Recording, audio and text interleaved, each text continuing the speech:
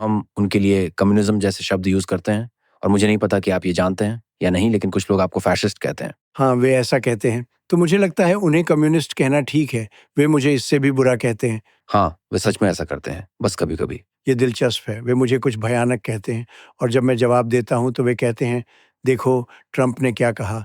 मैं कहता हूँ, रुको ज़रा, उन्होंने मुझे क्या कहा। इसलिए मैं मानता हूँ कि आग का जवाब आग से देना चाहिए। मुझे लगता है कि वे बहुत बुरे लोग हैं, ये बुरे लोग हैं। हमारे पास बाहरी दुश्मन हैं, लेकिन हमारे अंदर भी दुश्मन हैं और मेरी राय में अंदर का दुश्मन कट्टरपंथी लेफ्ट के पागल लोग हैं और मुझे लगता है कि आपको लड़ना चाहिए।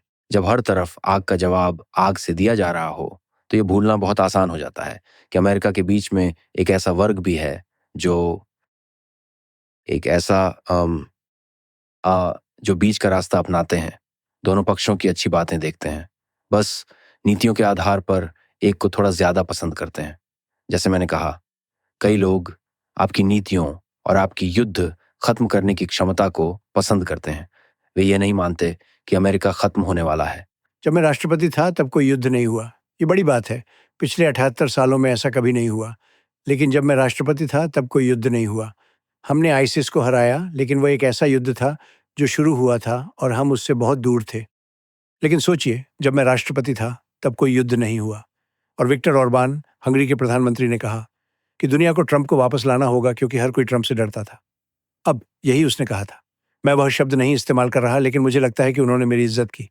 उसने कहा था कि चीन डरता था, रूस डरता था, हर कोई डरता था और मुझे ये फ़र्क नहीं पड़ता कि वे कौन-सा शब्द इस्तेमाल करते हैं। शायद सच में वही शब्द अच्छा हो, अगर आपको सच जानना हो। लेकिन चलिए हम शब्द सम्मान का इस्तेमाल करते हैं। उनके पास मेरे लिए और देश के लिए सम्मान था। मेरा मतलब है, मैंने नॉर्ड स्ट्रीम 2 पाइपलाइन, जो रूस की पाइपलाइन थी, उन्हें ख़त्म किया। कोई और ये नहीं कर सकता था। मैंने इसे ख़त्म किया और ये हो गया। फिर बाइडेन आए और उन्होंने इसे मंजूरी दे दी। तो हम जर्मनी और बाकी देशों की रक्षा मूर्खता की तरह कर रहे हैं, जो कि इसके असली मूल्य के मुकाबले बहुत कम है। और वे उस व्यक्ति को जिससे हम उनकी रक्षा कर रहे हैं, उसे एनर्जी के लिए अरबों और अरबों डॉलर चुका रहे हैं। मैंने पूछा, ये कैसे काम करता है?